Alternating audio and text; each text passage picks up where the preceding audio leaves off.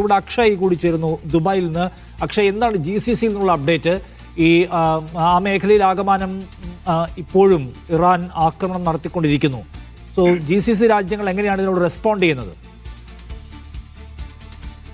നിഷാദെ, പരമാവധി ഡിപ്ലോമാറ്റിക്കൽ വൈസ്, അതായത് നയതന്ത്രപരമായി സമ്മർദ്ദം ചെലുത്തുക എന്നുള്ളൊരു തന്ത്രത്തിൽ തന്നെയാണ് ഇപ്പോൾ GCC രാജ്യങ്ങൾ നിലനിൽക്കുന്നത്. അതേസമയം UAE നിന്നുള്ള വാർത്ത ഏതാണ്ട് ആശ്വാസകരമായ ഒന്ന് തന്നെയാണ്. കാരണം ആദ്യത്തെ ദിവസം, അതായത് ശനിയാഴ്ച രാത്രി അല്ലെങ്കിൽ ഞായറാഴ്ച പുലർച്ചെ ഉണ്ടായിരുന്ന ഒരു ആക്രമണത്തിന്റെ തോത് ഇന്നലെ രാത്രിയും അതുപോലെ തന്നെ ഇന്ന് പുലർച്ചെയുമായിട്ടുണ്ടായിട്ടില്ല എന്നുള്ളത് ഒരു ആശ്വാസകരമായ ഒരു തന്നെയാണ്.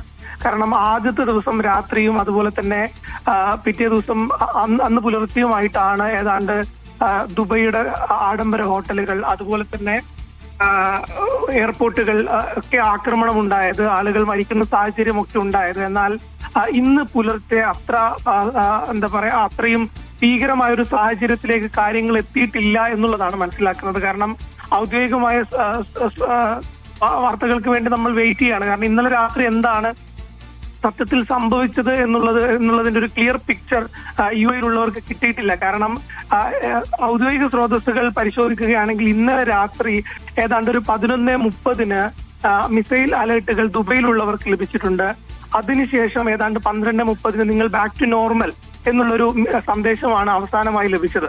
അതിനുശേഷം എന്താണ് സംഭവിച്ചത്, ഔദ്യോഗികമായി പ്രധാനപ്പെട്ട ഏതെങ്കിലും കേന്ദ്രങ്ങളിൽ സ്ഫോടനമോ മറ്റോ സംഭവിച്ചിട്ടുണ്ടോ എന്നുള്ളതിന്റെ ഒന്നും ഔദ്യോഗിക വിശദീകരണം ഇതുവരെ പുറത്തു വന്നിട്ടില്ല.